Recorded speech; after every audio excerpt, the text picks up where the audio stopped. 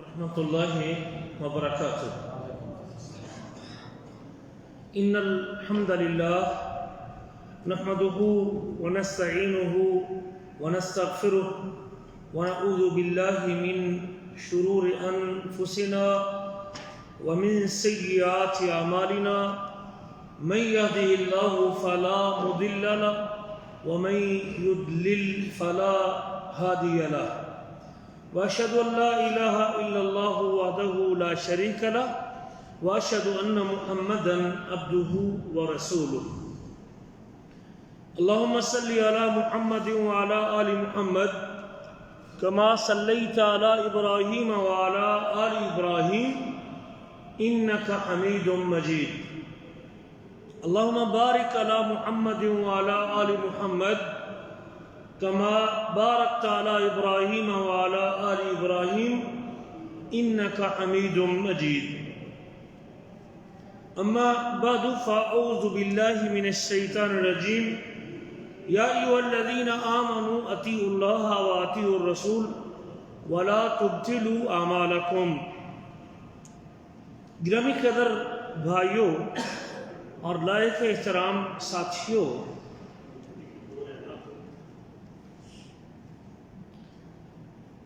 اللہ تعالیٰ نے انسان کو پیدا کرنے کے بعد اس کی تربیت کے لیے اور اس کی تعلیم کے لیے اور اس کو صراط مستقیم پر گامزن رکھنے کے لیے اور اس کی زندگی، دنیا کی زندگی کو سنوارنے کے لیے بھی اور اس کی روحانی طبیعت کو بہتر کرنے کے لیے بھی شریعت کا پابند کیا ہے. اگر یہ انسان کسی شریعت کا پابند نہ ہوتا نا تو یہ ایک جنگل کا نظام ہوتا. انسان کی تخلیق کے بعد اس کی زندگی کو برقرار رکھنے کے لیے اور اس کی بقا کے لیے کسی نظام، ضابطے اور قاعدے اور کلیے کی ضرورت ہے.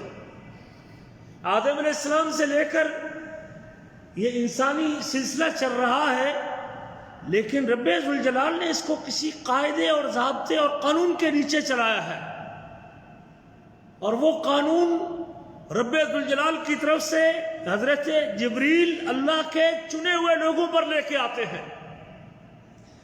جس شخص پہ جبریل وہ قانون لے کے آتا ہے اسے کیا کہتے ہیں؟ جی وہ تو جو لے کے آتا ہے وہ وہی ہوتی ہے. جس شخص پہ لے کے آتا ہے اسے کیا کہتے ہیں؟ ہاں، جس شخص پہ جبریل وہ قانون لے کے آتا ہے اس کو پیغمبر کہتے ہیں، اس کو نبی کہتے ہیں، اس کو رسول کہتے ہیں. پھر اس رسول کی اطاعت کا اللہ نے حکم دیا ہے، اس کا سٹیٹس بیان کیا ہے، اس کا مقام منصب ذکر کیا ہے کہ رسول دنیا میں آتے اس لیے ہیں کہ آپ ان کی اطاعت کریں. وَمَا أَرْسَلْنَا مِن رَّسُولٍ إِلَّا لِيُطَاعَ بِإِذْنِ اللَّهِ. ہم نے کوئی رسول دنیا میں نہیں بھیجا مگر اس لیے کہ ان کے پیچھے چلا جائے. ایک ہی شخص ہوتا ہے جس کے پیچھے آنکھیں بند کر کے آپ چل سکتے ہیں، جس کے اوپر آپ انگلی نہیں اٹھا سکتے، جس کی بات کے سامنے آپ کیوں نہیں کہہ سکتے، جس کے آگے ایک اونٹی چوں نہیں کر سکتا، جس کے فیصلے پہ اعتراض نہیں کر سکتا، جس کی اطاعت سے اگر ہاتھ پیچھے کھینچتا ہے تو ایمان ختم ہوتا ہے. اور اس شخص کو نبی کہتے ہیں، رسول کہتے ہیں. وہ رسول اللہ کی وحی کو جو جبریل لے کے آتے ہیں وہ اللہ کے باقی بندوں تک منتقل کرتا ہے. رب اپنی کتاب میں کہتے ہیں یا ایھا الرسول بلغ ما انزل الیک من ربک. اے رسول، جو آپ کے رب کی طرف سے اتارا گیا ہے اس کی تبلیغ کیجیے. پیغمبر کا کام اس اتاری شریعت کو بیان کرنا ہوتا ہے. وَأَنزَلْنَا إِلَيْكَ الذِّكْرَ لِتُبَيِّنَ لِلنَّاسِ. ہم نے آپ کی طرف ذکر نازل کیا ہے، کتاب نازل کی ہے. ہم نے آپ کی طرف اس کتاب کا بیان حدیث کی صورت میں ہم نے آپ کے سینے پہ اتارا ہے. وَأَنزَلْنَا إِلَيْكَ الذِّكْرَ لِتُبَيِّنَ لِلنَّاسِ. اور آپ کے اوپر ہم نے ذکر نازل کیا کہ آپ لوگوں کو کھول کے بیان کریں. اتبعوا ما انزل الیکم من ربکم ولا تتبعوا من دونه اولیاء. اتباع کرو، فالو کرو، پیچھے چلو، بات مانو، اطاعت کرو اس چیز کی جو تمہارے رب کی طرف سے نازل کی گئی ہے. ولا تتبعوا من دونه اولیاء، اور اس رسول کی بات کو چھوڑ کے کسی اور کی بات پر کان دھرنے کی ضرورت. یہ منصب رسالت ہے، یہ مقام نبوت ہے. اگر یہ چیز میرے آپ کے ذہن میں نہیں بیٹھے گی آپ کبھی اللہ کے رسول کی اطاعت نہیں کر سکتے. دین پھیل ہی نہیں سکے گا. اس لیے جو لوگ آپ کے منصب سے واقف تھے اور آپ کے مقام کو جانتے تھے اور آپ کی مقام نبوت کو پہچانتے تھے کہ ایک نبی کا مقام کیا ہوتا ہے اور امتی کے لیے اس کی اطاعت کتنی ضروری ہوتی ہے، قرآن مجید کی سینکڑوں آیات اس کے اوپر مبنی ہے. کل جمعرات کے درس میں ہم نے اسی بات کی وضاحت کی تھی کہ نبی کریم کی اطاعت کتنی ضروری ہے، ایک نبی کی اطاعت کتنی ضروری ہے.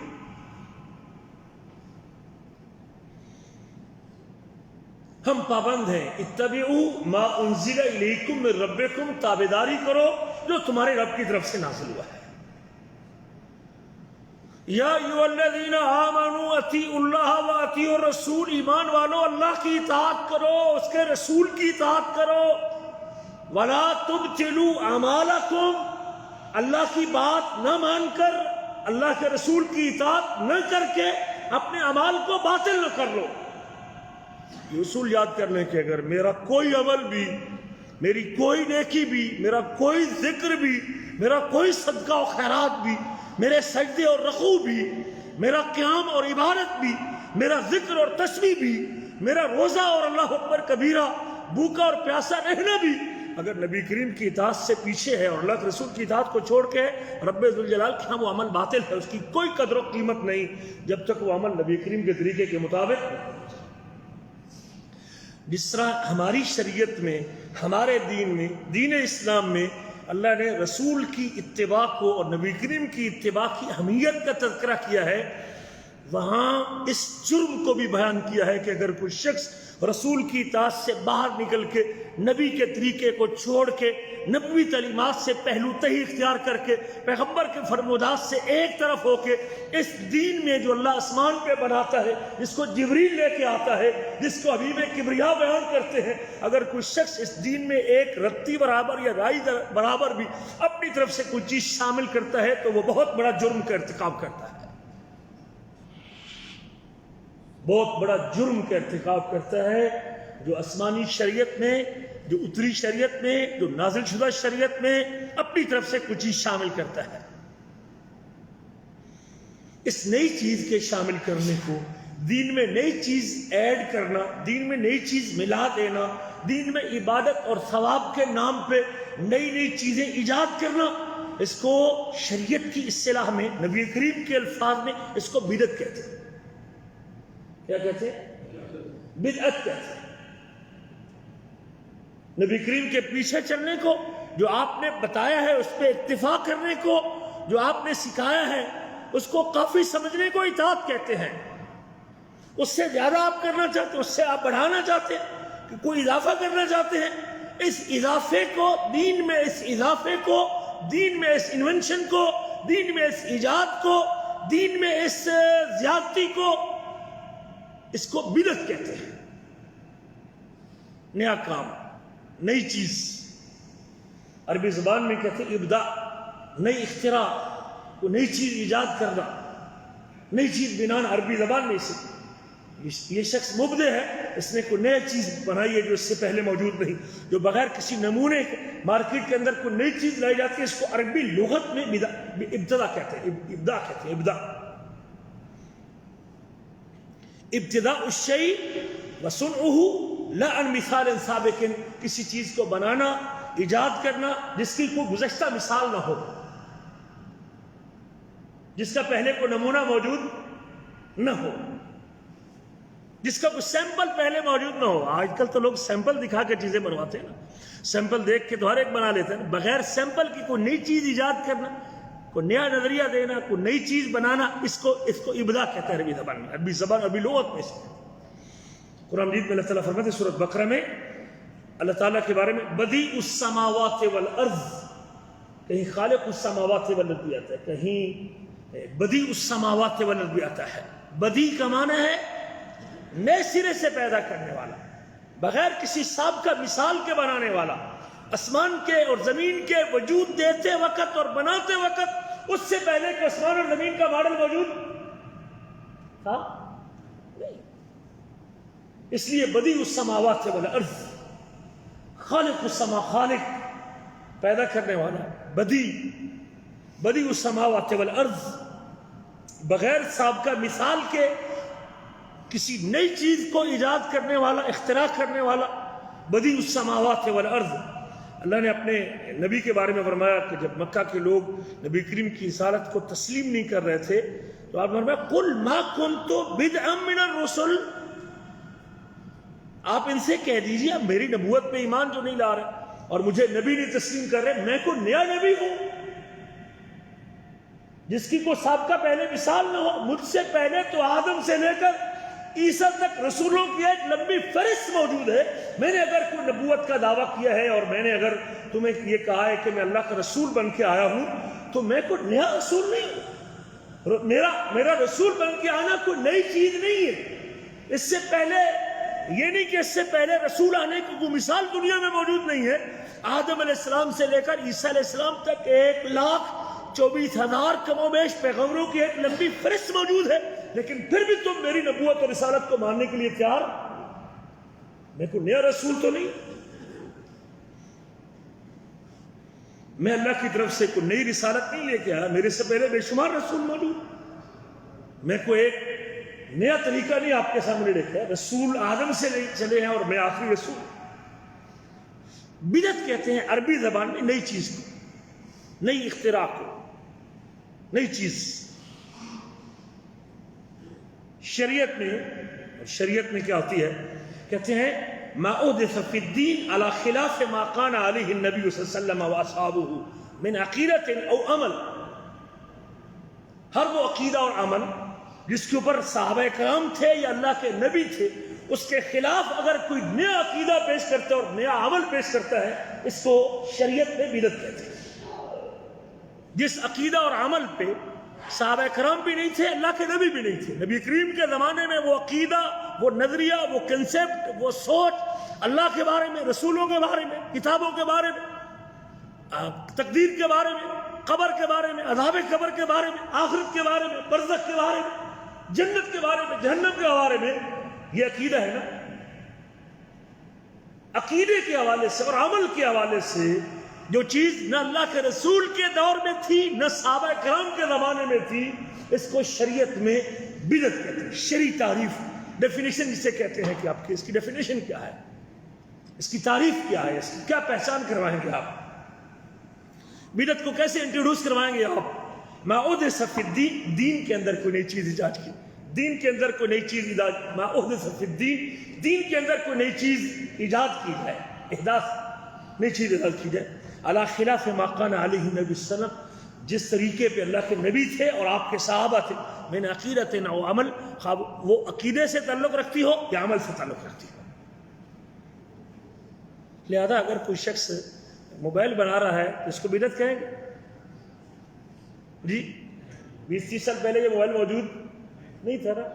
لغوی اعتبار سے، عربی لینگویج کے اعتبار سے آپ اسے بدعت کہہ سکتے ہیں، ایک نئی چیز ہے، لیکن شریعت کے اعتبار سے اس کو بدعت، شریعت کی تعریف کے مطابق اس کو بدعت نہیں کہہ سکتے، اس لیے کہ یہ دین، لیپ ٹاپ دین ہے، مائک دین ہے، اسپیکر دین ہے، یہ لائٹ اور یہ دین ہے۔ پہلے وہ بلب ہوتے تھے، اب LED آ گئی ہے، یہ دین ہے نہیں۔ بدعت اسے تب کہیں گے جب وہ دین کے نام پہ عقیدہ اور عمل کے ساتھ ریلیٹڈ ہوگی تو وہ بدعت کہلائے گی شرعی اعتبار سے۔ جو بھی مذمت اللہ کے رسول صلی اللہ علیہ وسلم کی زبانی بدعت کے حوالے سے وارد ہوئی ہے، ہم اس کو، ابھی بٹن اگر لگا ہوا ہے تو اس کو ہم بدعت کہیں گے۔ ٹوپی اس طرح کی نبی کریم کے زمانے میں نہیں تھی، جہاز کے اوپر آپ سفر کرتے ہیں، بسیں آپ استعمال کرتے ہیں، AC بسیں استعمال کرتے ہیں، نبی کریم کے زمانے میں تو گھوڑا اور کھوتا استعمال ہوتا تھا، گدھا استعمال ہوتا تھا۔ اب اگر کوئی آدمی عمرے پہ بس میں AC بس میں جا رہا ہے تو بدعت کر رہا ہے کوئی؟ جی یہ بات لوگوں کو غلطی لگتی ہے نا، فرق نہیں کر سکتے اس کا، یہ باتیں یہ کرتے ہیں جب کبھی آپ جو کام کر رہے ہیں یہ دین میں نہیں ہے، شریعت میں نہیں، کہتے پھر آپ جہاز کے اوپر کو بیٹھتے ہو، پھر آپ مائک کو استعمال کرتے ہو، پھر آپ موبائل کو لیے پھرتے ہو، پھر یہ کیمرہ ہے اس کو کیوں استعمال کر رہے ہو، یہ بدعت نہیں۔ کوئی شخص اس کیمرے سے فوٹو کھینچنا یا ویڈیو بنانا، اس کو کہہ سکتے ہیں اس کے اوپر 100 نیکی ملے گی؟ جی ہاں، جب آپ کہیں گے کہ نہیں اگر اس کیمرے میں ویڈیو بنے گی تو 100 نیکی ملے گی، پھر دین آئے، پھر کیا آ جائے گا؟ اکیلے گفتگو کریں گے بغیر مائک کے تو آپ کو ثواب ملے گا 1000، اور اگر مائک استعمال کریں گے تو آپ کو ثواب ملے گا 2000، پھر کیا آ گیا؟ اب کیا ہوگا؟ اب دین ہے۔ جب آپ مائک کے استعمال کو دین میں شامل کر رہے ہیں، ثواب بڑھا رہے ہیں، نیکی بڑھا رہے ہیں اس کے اوپر، تو اب یہ دین کے اندر آ جائے گا۔ لیکن کوئی شخص بھی اس کے استعمال کو دین کہتا ہے۔ امام شاطبی نے اس کی تعریف یہ کی، عبارت عن طریقۃ فی الدین مخترعۃ، دین میں نیا، بدعت کہتے ہیں دین میں ایسا نیا طریقہ ایجاد کیا جائے جو شریعت کے برابر ہو، شریعت کے برابر ہو۔ یقصد بالسلوک علیہا المبالغۃ فی التعبد للہ، اور اس طریقے پہ اس لیے چلا جائے، اس سے مقصود یہ ہو کہ ہمیں اللہ تعالیٰ کا قرب مل جائے، دین کے برابر، دین کے متوازی ایک نیا طریقہ ایجاد کیا جائے، اور پھر یہ دعویٰ کیا جائے کہ اگر یہ طریقے پہ چلو گے تو اللہ کا قرب ملے گا، اور عبادت میں مبالغہ ہوگا، اس میں عبادت میں آگے بڑھنے کا شوق لے کے عبادت میں اور اللہ کی بندگی میں آگے بڑھنے کا شوق بھی اس کے ذہن پہ سوار ہو، اور شریعت کے مقابلے میں ایک نیا طریقہ بھی انٹروڈیوس کروا دیا جائے۔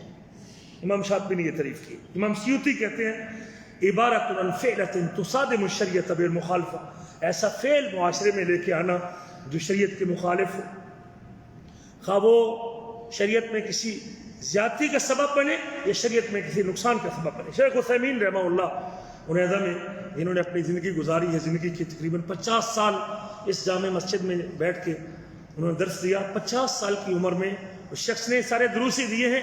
اب 180 کے قریب کتابیں وہ جو ریکارڈ کی تھی شیخ نے اپنی کتابیں پڑھاتے ہوئے، جو علم ریکارڈ کیا تھا، ابھی یہ مؤسسہ عثیمین میں وہ ساری ریکارڈنگ کتابی شکل میں آ چکی اور چھپ چکی ہے۔ اور یہ 50 سالہ خدمت، یہ پچھلی صدی، اسی صدی میں تقریباً 2003 میں فوت ہوئے، 2003 میں دنیا سے رخصت ہوئے۔ شیخ فرماتے ہیں التعبد للہ بما لم یشرعہ اللہ، اللہ تعالیٰ کی عبادت ایسے طریقے پہ کرنا جس کو اللہ نے شریعت ہی قرار دے دیا، جس کو اللہ نے قانون ہی نہیں بنایا۔ کہتے ہیں ان شئت فقل، اگر آپ یوں بھی کہہ سکتے ہیں اس کی تعریف، التعبد للہ بما لیس علیہ النبی ولا خلفاء الراشدون، ایسے عمل کے ذریعے اللہ کی عبادت کرنا جس کے اوپر اللہ کے رسول بھی نہیں تھے اور اس کے صحابہ خلفاء راشدین بھی نہیں تھے، جس کام کو اللہ کے رسول نے بھی اللہ کی بندگی کے طور پہ نہیں کیا اور خلفاء راشدین نے بھی اللہ کی بندگی کے طور پہ نہیں کیا، یہ بدعت کہلاتی ہے۔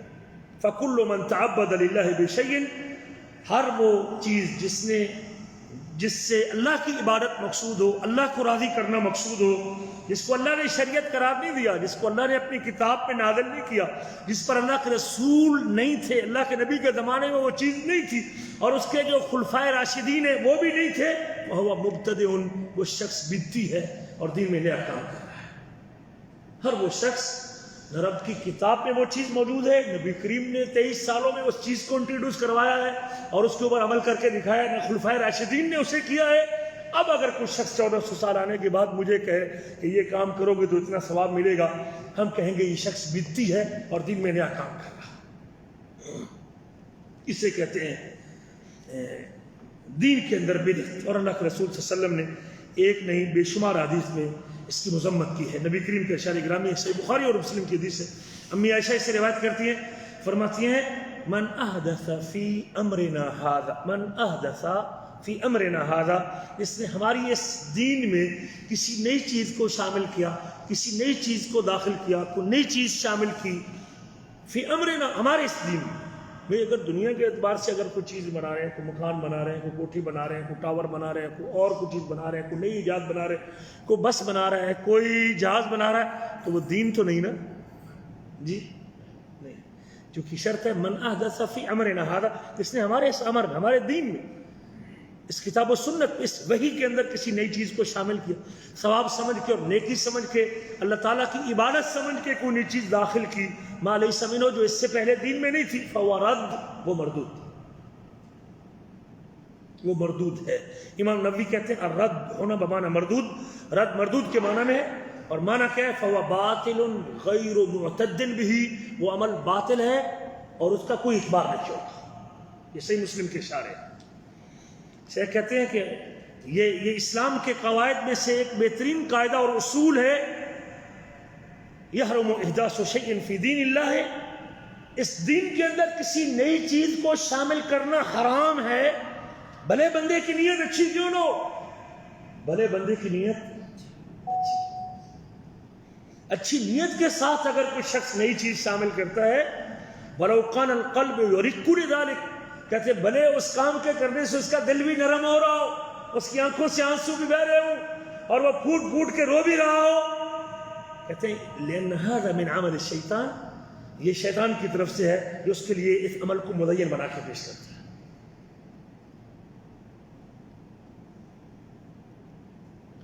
اگر کوئی یہ کہے، شیخ کہتے ہیں اگر کوئی یہ کہے لو احدثت شیئا اصلہ من الشریعہ، اگر میں کوئی ایسی نئی چیز دنیا میں متعارف کراؤں اور لوگوں کو بتاؤں جس کی اصل شریعت میں ہو، لیکن میں نے اس کو خاص طریقے پہ لوگوں کو بتایا ہو لیکن دین میں نہ ہو، وہ طریقہ جو ہے خاص کیفیت دین میں نہ ہو، کیا وہ بھی مردود ہوگی؟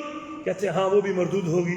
جو لوگ عبادات، اذکار، اخلاق اور اس کے مشابہ کوئی چیز بھی دین میں شامل کرتے ہیں اور اس کو ثواب اس کے اوپر بتاتے ہیں، اس کے اوپر اجر بتاتے ہیں، یہ کرو گے تو اس کے اوپر اتنا ثواب ملے گا، یہ سب کے سب اس مردود چیز میں آتے ہیں.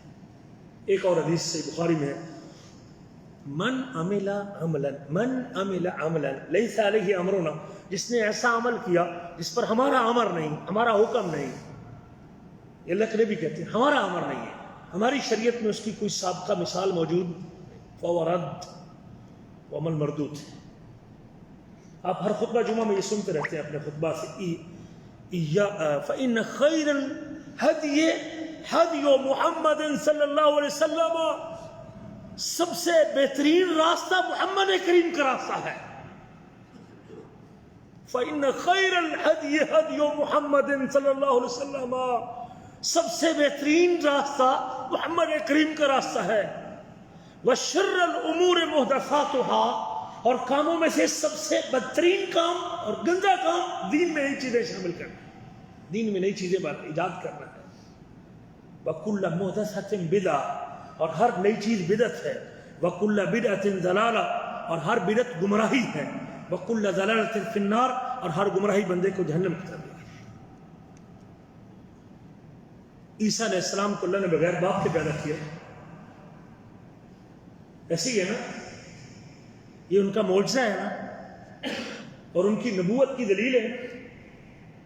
لیکن اب اگر کوئی شخص ان کے اس معجزے کو دیکھ کے اللہ کا بیٹا سمجھ لے، چکے اس کا باپ تو دنیا میں کوئی نہیں، تو اللہ ہی کا بیٹا ہوگا، اس کا باپ اللہ ہوگا، خرابی ہوگی، عقیدے کے اندر اضافہ ہو گیا کہ نہیں؟ کہ اللہ تعالیٰ نے عیسیٰ علیہ السلام کو اپنی پوجا یا اپنی ماں کی پوجا کرنے کی تعلیم دی تھی.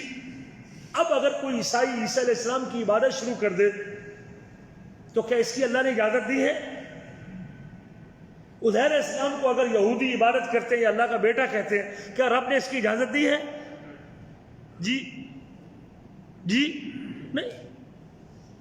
ام لہم شرکاء شرعوا لہم من الدین، یہ پچھلی قوموں کے بارے میں اللہ نے کہا ام لہم شرکاء شرعوا لہم من الدین ما لم یأذن بہ اللہ، کیا ان کے ایسے شریک ہیں جنہوں نے ان کے لیے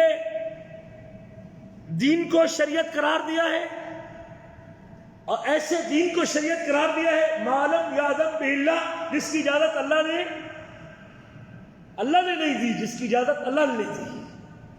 اس سے ایک اصول یاد کر لیں، کسی عمل کو شریعت قرار دینے کے لیے، دین کہنے کے لیے، ثواب کہنے کے لیے اجازت ضروری ہے. کس کی؟ اللہ کی. اتبعوا ما انزل الیکم من ربکم ولا تتبعوا من دونہ اولیاء، جو رب کی طرف سے نازل ہوا ہے اس کی اتباع کرو، اس کے علاوہ باقی دوستوں کی اتباع نہ کرو۔ عبادت کے لیے اجازت چاہیے، میں اپنی طرف سے کسی عبادت کو نہیں ایجاد کر سکتے۔ کسی کوئی آدمی 7 چکر طواف کے کر رہا ہے، کہتا ہے خروج نہائی جا رہا ہوں، پتہ نہیں دوبارہ سعودیہ آنے کا موقع ملے کہ نہ ملے تو 10 چکر لگا لوں، ٹھیک ہے؟ آپ کے یار بڑا مجبور شخص ہے اور بڑے دل سے لگا رہا ہے، اس کی نیت بڑی اچھی ہے، دوبارہ اس کو موقع ملے نہ ملے، چلو 10 پورے کر لے کیا ہے یہ؟ بدعت۔ مغرب کی 3 رکعتیں پڑھی ہیں، سجدے کا حکم ہے، قیام کا حکم ہے قرآن مجید میں، رکوع کرنے کا حکم قرآن میں ہے کہ نہیں؟ ورکعوا مع الراکعین، رکوع کا حکم، سجدے کا حکم قرآن میں ہے، قیام کا حکم قرآن میں ہے، وقوموا للہ قانتین۔ لیکن وہ شخص کہتا ہے آج میرا دل آیا ہوا ہے اور میرا جی چاہتا ہے کہ میں مغرب کی 4 رکعتیں پڑھ لوں، پڑھ لے۔ قیام بھی اصل موجود ہے قرآن مجید میں، رکوع کا حکم بھی ہے، سجدے کا حکم بھی ہے، کہتا قرآن میں چونکہ اللہ نے سجدے کا حکم دیا ہے، میں کو گناہ کر رہا ہوں، کرنے دیں گے؟ جی یہ اصول یاد کرنے کہ عبادت کے لیے اجازت چاہیے، اللہ اور اس کے رسول کی اجازت کے بغیر ہم کوئی نئی عبادت انٹروڈیوس نہیں کروا سکتے۔ بھئی 5 نمازوں کے لیے اذان دینا نبی کریم سے ثابت ہے کہ نہیں ثابت؟ جی جنازے کے لیے دے دے، کہتے اذان موجود ہے پوری شریعت میں ہے، اصل تو سکھائی نبی کریم نے صحابہ کو، لہذا میں جنازے میں اذان دے دیتا ہوں۔ بارش کی نماز کے لیے اذان دینا ہے شریعت، سورج گرہن کی نماز کے لیے اذان دینا شریعت میں ہے۔ بندہ کہ جی ہار چکا ہے کیا، میں نے کوئی گناہ کیا ہے؟ نبی کریم کے سکھائے ہوئے کلمات ہی تو بول رہا ہوں، اللہ اکبر اللہ کے رسول نے سکھایا نہیں ہے۔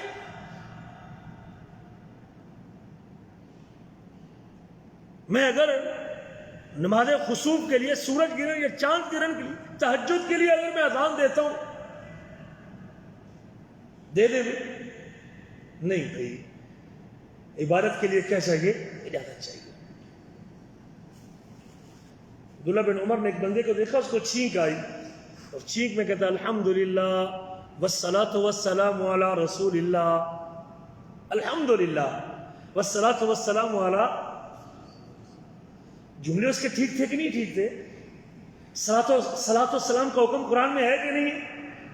لیکن عبداللہ بن عمر کہتے ہیں بھائی یہ جگہ جہاں تو صلاۃ والسلام کہہ رہا ہے، اللہ کے رسول نے اس جگہ پہ صلاۃ والسلام، جی شابش نہیں دی اسے، ماشاءاللہ تو نے اللہ کے رسول پر درود پڑھا ہے، بھائی بلے بھی بلے، تو نے تو ماشاءاللہ ایک نئی جگہ کا اضافہ کر دیا ہے۔ عبداللہ بن عمر کہتے ہیں اللہ کے بندے، چھینک کا جواب نبی کریم سے الحمدللہ کی صورت میں ثابت ہے، یہ جو تو والصلاۃ والسلام علی رسول اللہ یہاں پڑھ رہا ہے، یہ اس کا محل نہیں ہے، یہ اس کی جگہ نہیں ہے۔ عبادت کے لیے اجازت چاہیے، اور نبی کریم کی شریعت یہ کہنے کی اجازت، اس لیے میرے عزیزو اعمال کی قبولیت کی 2 شرطیں آپ سنتے رہتے ہیں، کون سی 2 شرطیں ہیں؟ اعمال کی قبولیت کی کون سی 2 شرطیں ہیں؟ اعمال کی، سوال سمجھ لیں، اعمال کی قبولیت کی 2 شرطیں ہیں، عمل کی قبولیت کی، عبادت کی قبولیت کی 2 شرطیں ہیں۔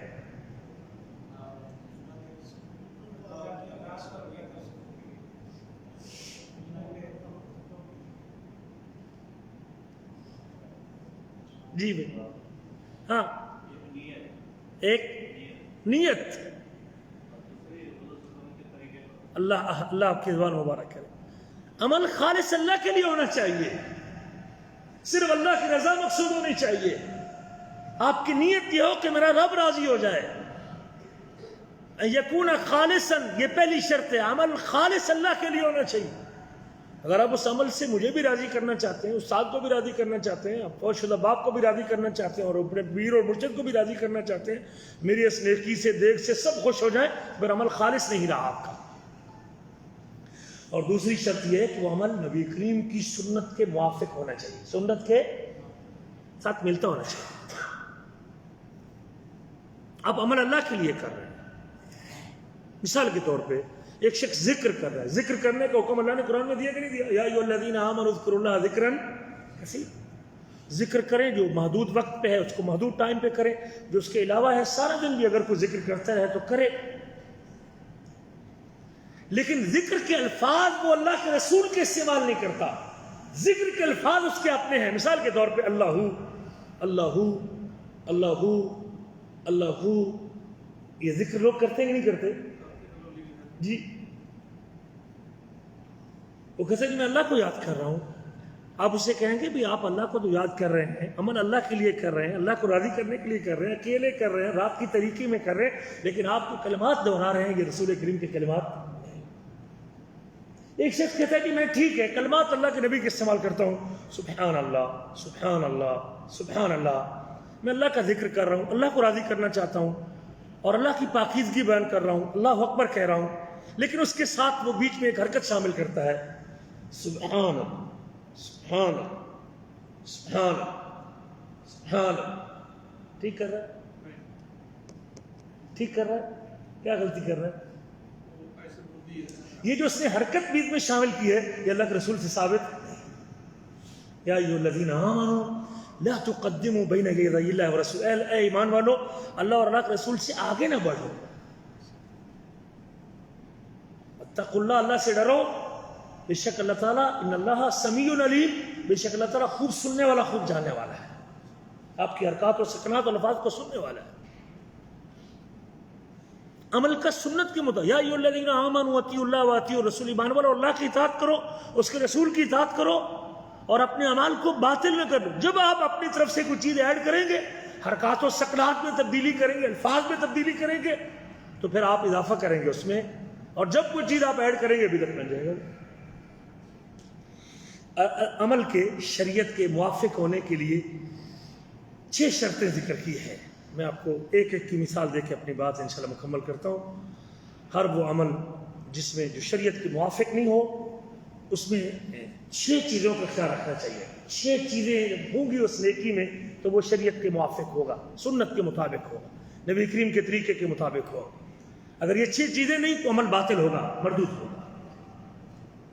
6 چیزیں شیخ حسین رحمہ اللہ نے ذکر کی اپنے. نمبر 1, اس عمل کا سبب وہی ہونا چاہیے جو سبب اللہ کے رسول نے بتایا ہے.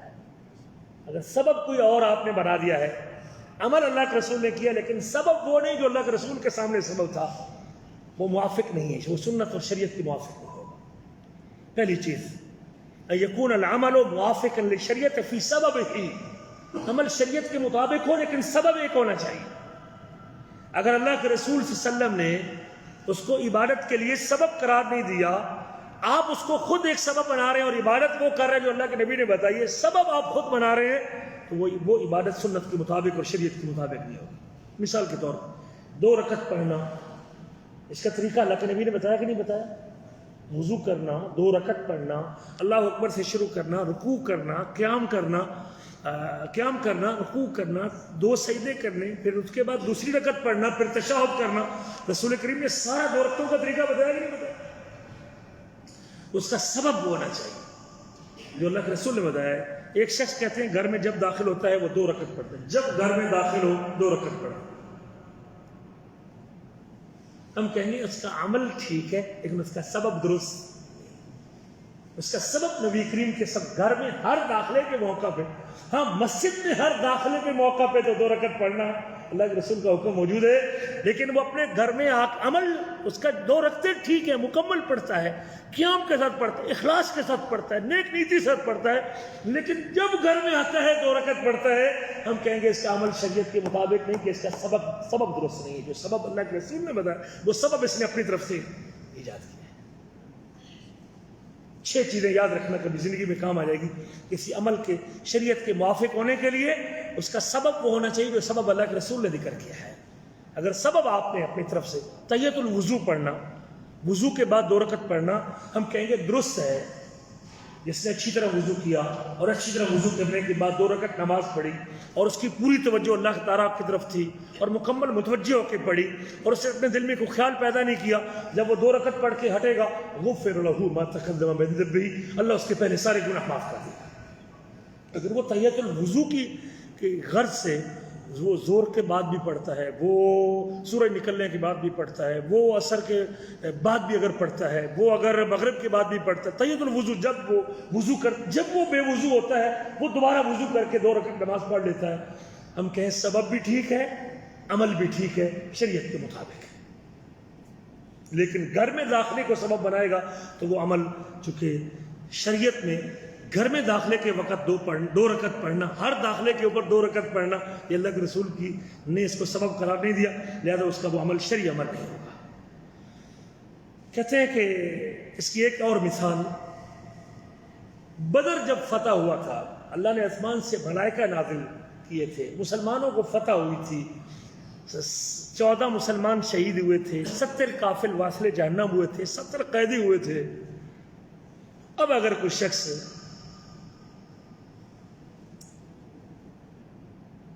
یوم بدر کے دن 18 رمضان کو بدر کا واقعہ پیش آیا تھا، اس کو عید بنا لیں،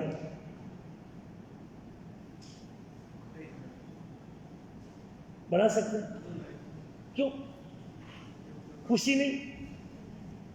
اللہ نے فتح نازل نہیں جی، ملائکہ نہیں اترے، مسلمانوں کی مدد اللہ نے نہیں کی، لیکن اگر ہر سال 18 رمضان کو میں اس کو خوشی کا دن بنا لوں، اجازت دیتے ہیں مجھے؟ جی، کیا وہ موقع اور ان لوگوں کی اللہ کی مدد کرنا وہ قابل خوشی نہیں؟ یقیناً قابل خوشی ہے، لیکن اس دن کو ہر سال مقرر کرنا خوشی کے لیے، یہ اللہ کے رسول کی شریعت، اللہ کے رسول کے زمانے میں کئی مرتبہ یہ دن آیا تھا، لیکن نبی کریم نے اس دن کو عید کا دن بنایا۔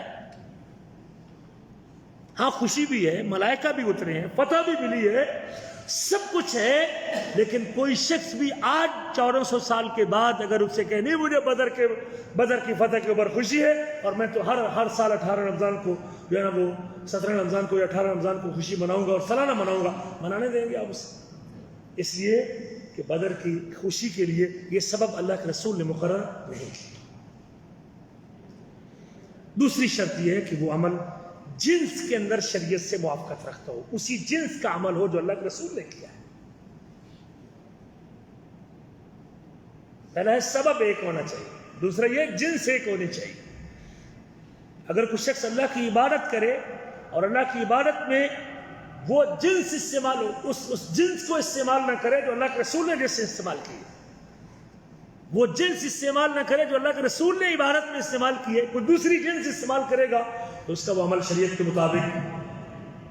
مثال کے طور پر نبی کریم نے قربانی میں کون سے جانور ذبح کیے؟ اونٹ، گائے، بکری۔ میں بکری کی جگہ پہ ہرن ذبح کر دوں جی، اس سے مہنگا جانور خریدو، میں گائے کی جگہ پہ گھوڑا ذبح کر دوں، گائے سے مہنگا گھوڑا کر لو، نہیں، جنس ایک نہیں۔ اگر جنس ایک نہیں، آپ کی نیت نیک ہے، آپ کا ارادہ اچھا ہے، آپ عید کے دن کر رہے ہیں، آپ خالص نیت سے کر رہے ہیں، آپ اس سے مہنگا جانور کر رہے ہیں، لیکن رسول کریم صلی اللہ علیہ وسلم سے وہ جانور ذبح کرنا ثابت نہیں۔ جب آپ جنس چینج کریں گے تو وہ عمل شریعت کے مطابق نہیں رہے گا۔ 2 باتیں ہو گئی، نمبر 1 سبب ایک ہونا چاہیے، نمبر 2 اس کی جنس ایک ہونی چاہیے۔ ہاں اگر اس کو ہرن کو وہ صدقہ کرنا چاہتا ہے، لوگوں میں بانٹنا چاہتا ہے تو کر سکتا ہے، آگے پیچھے عید کے دن نہیں، قربانی کے لیے نہیں۔ اگر اس کو ہرن حلال ہے، اس کو ذبح کر کے لوگوں کو، دوستوں کو کھلانا چاہتا ہے یا تقسیم کرنا چاہتا ہے تو کر سکتا ہے، لیکن قربانی کے طور پہ کرنا یہ درست نہیں۔ تیسری شرط میرے عزیزو یہ ہے کہ وہ مقدار میں، وہ عمل مقدار میں رسول کریم صلی اللہ علیہ وسلم کے عمل کے ساتھ ملاپ رکھتا ہو، مقدار ایک ہونی چاہیے، مقدار اس کے جو اللہ کے رسول نے جتنی مقدار میں پڑھا ہے ہم اتنی مقدار میں کریں گے۔ رسول کریم نے وضو کی آخری مقدار کتنی مقرر کی ہے وضو کرنے کی؟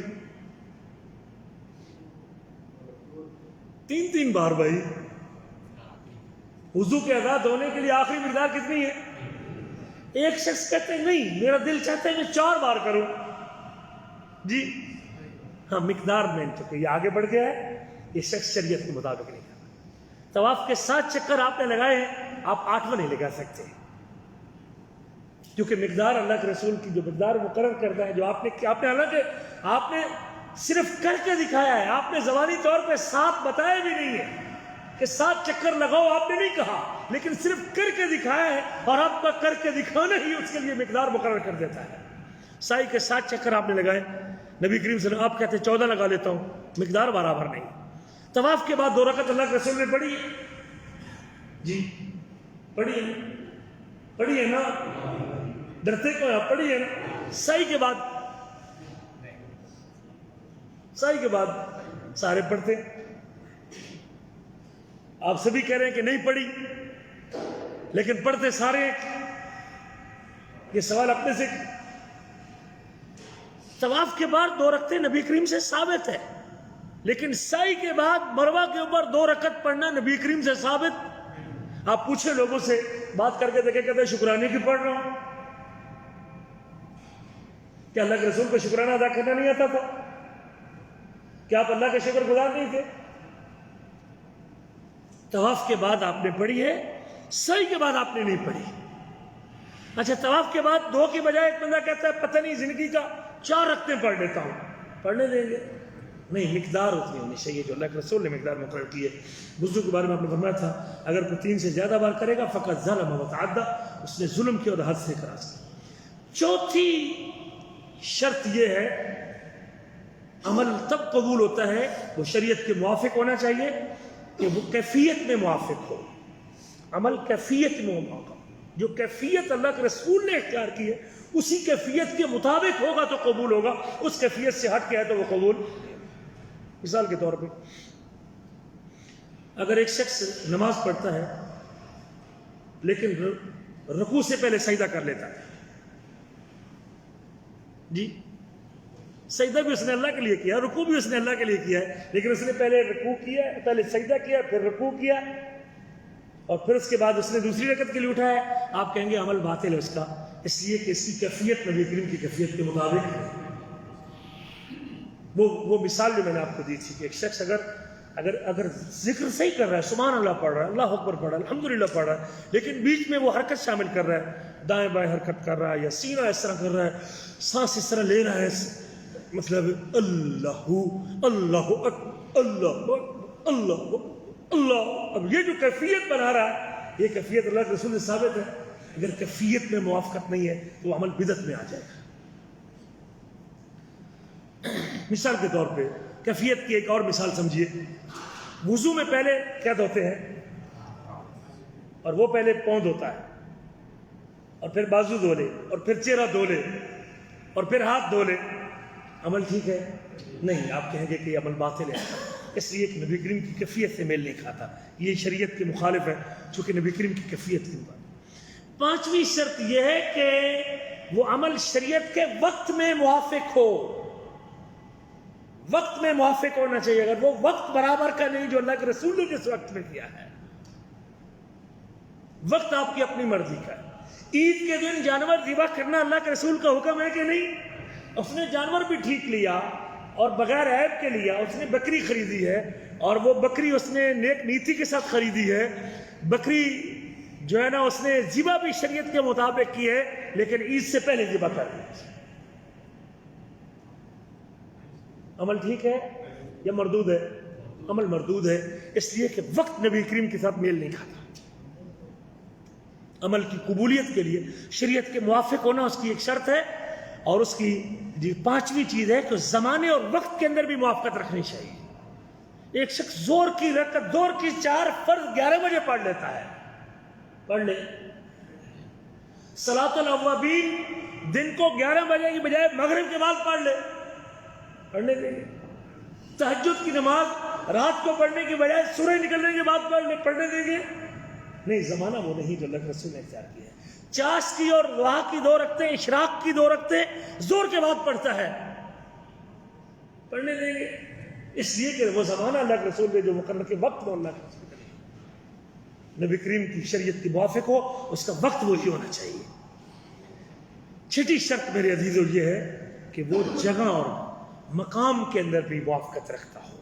جس مقام پہ اللہ کے رسول نے جو رکعت پڑھی ہے، اگر مقام ابراہیم پہ 2 رکعت پڑھی ہے تو اس کو مقام ابراہیم کے اوپر بیت اللہ کے اندر ہی پڑھنی چاہیے۔ مقام ابراہیم کے اوپر آپ نے پڑھی، اگرچہ اہل علم نے ابھی رش کی وجہ سے اسے کہا ہے کہ اس کے آگے پیچھے کہیں پڑھ سکتے ہیں اگر جگہ نہیں ہے، لیکن اس کا مقام وہی ہونا چاہیے۔ جو مثال کے طور پہ نبی کریم نے فرمایا ہے کہ اعتکاف کرنا، مسجد میں اعتکاف کرنا نبی کریم کا حکم ہے اور آپ نے کیا ہے، لیکن کہاں کیا ہے؟ لیکن آپ اپنے ڈیرے پہ اور اپنی بیٹھک میں اعتکاف شروع کر دیں، اپنے گھر میں اعتکاف شروع کر دیں، کر لیں گے؟ نہیں، صحیح نہیں، اس لیے کہ رسول کریم نے اعتکاف کو مسجدوں میں شروع کرا دیا ہے۔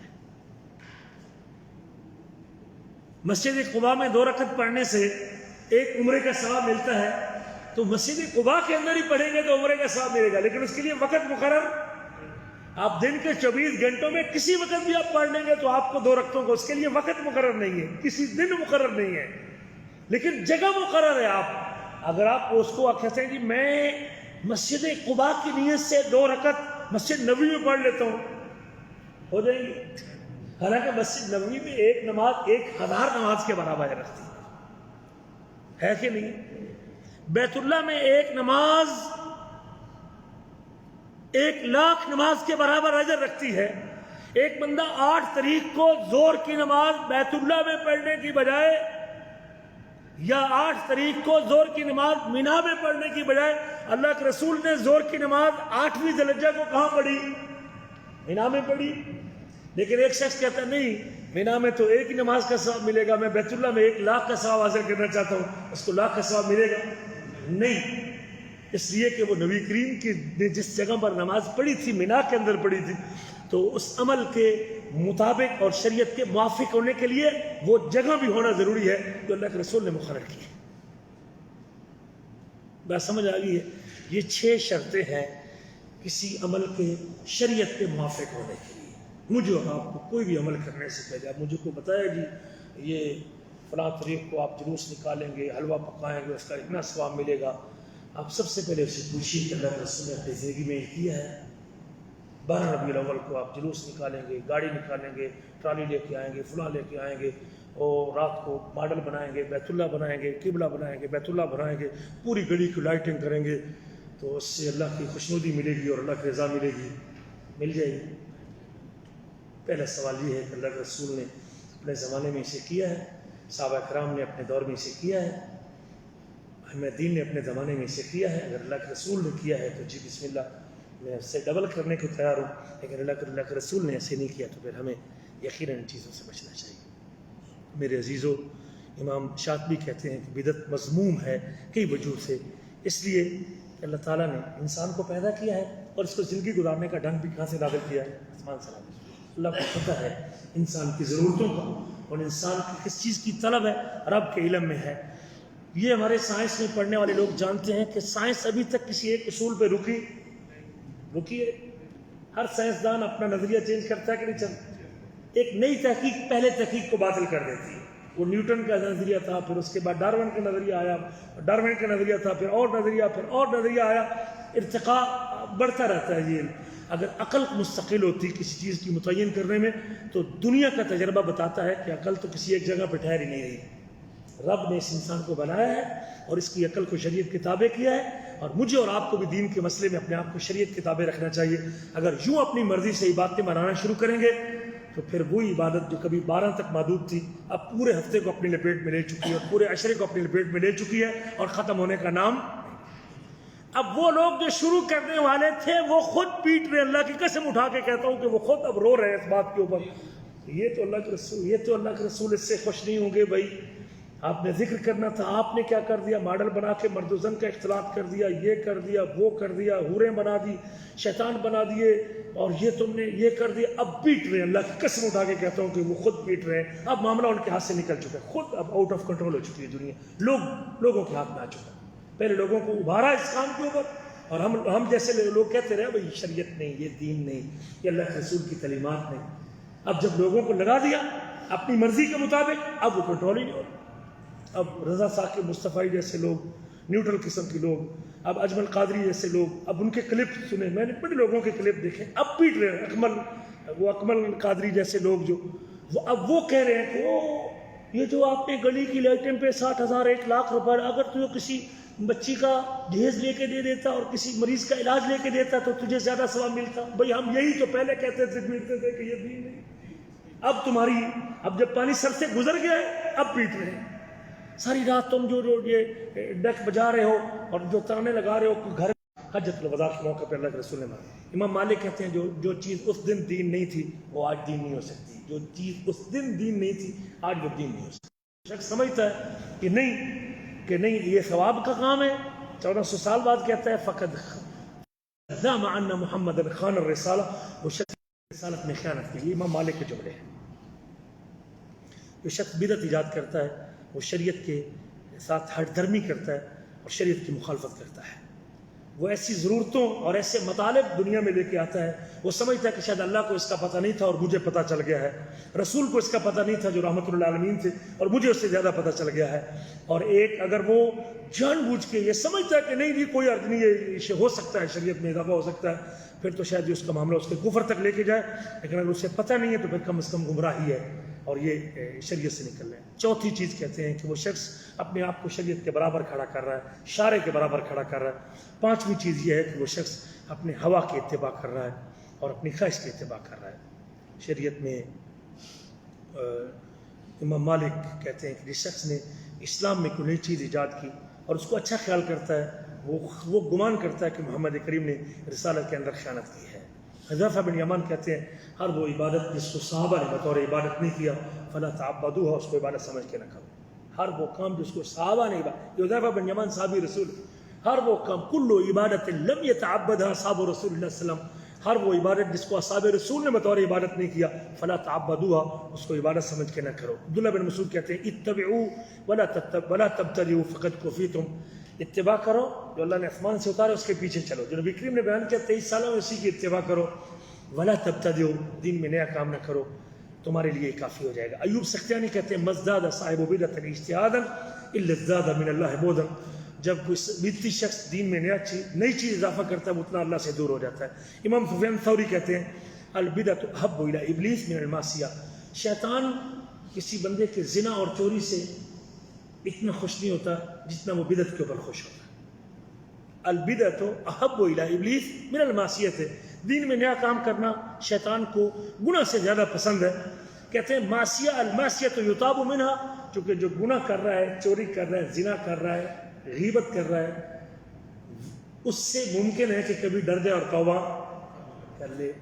والبدعۃ لا یتاب منها، اور جو بدعت کر رہا ہے اس سے کبھی توبہ نہیں کرے گا، اس لیے کہ وہ دین سمجھ کے کر رہا ہے، اس کو ثواب سمجھ کے کر رہا ہے، یہ اس سے زیادہ. امام ابو عثمان الزاہد کہتے ہیں من امر السنت علی نفسه قولا وفعلا، جس نے سنت کو امیر بنایا اپنے قول پہ بھی اپنے فعل پہ بھی اور حکمت کے ساتھ گفتگو کی. وہ حکمت سے گفتگو کرتا ہے. ومن امر الحوا علی نفسه، اور جو خواہش نفس کو اپنے آپ پر سوار کر لیتا ہے وہ بدعت کے ساتھ گفتگو کرتا ہے. اور اللہ کہتے ہیں ان تطیعوه تهتدوا، ایک ہی شخص ہے جس کی اتباع کرنے سے تم ہدایت پہ رہ سکتے ہو اور وہ نام ہے محمد کریم صلی اللہ علیہ وسلم کا. تو یہ تھی میرے عزیزو چند گزارش. امام اوزاعی کہتے ہیں علیکم بآثار من سلف، جو پچھلے اہل علم گزرے ہیں، سلف صالحین صحابہ و تابعین، انہی کے طریقے اور انہی کے اثار کو قابو رکھو. اگرچہ لوگ اس کو تسلیم کرنے کے لیے تیار نہیں، لوگوں کی رائے سے بچو، لوگوں کے اپنی آراء سے بچو. جو شخص بھی صرف کتاب و سنت کی دلیل کے بغیر بات کرتا ہے بھلے وہ اس کو جتنا مزین بنا کے پیش کرے وہ دین نہیں ہو سکتا. حسان بن عطیہ کہتے ہیں مبتدع قوم بدعۃ فی دینہم الا نزع اللہ من سنتہم مثلها، جب کوئی قوم دین میں کوئی نئی بدعت شامل کرتی ہے اللہ سنت کو چھین لیتے ہیں اور سنت کو اٹھا لیتے ہیں. یہ تھی. امام حسن بصری کہتے ہیں عمل قلیل فی السنت من عمل کثیر فی بدعۃ، عمل تھوڑا ہو لیکن سنت کے مطابق ہو وہ بہتر ہے اس عمل سے جو زیادہ ہو لیکن بدعت کے اوپر مشتمل ہو. یہ چند گزارشات تھیں. آج کے حوالے سے میں یہی نصیحت کروں گا کہ آپ حضرات کو جو نبی کریم نے ہمیں بتایا ہے اور آپ کی اتباع ہم سے اسی کی ہو جائے تو میں سمجھتا ہوں بڑی بات ہے. ہمیں کسی نئی چیز کا اضافہ کرنے کی ضرورت نہیں.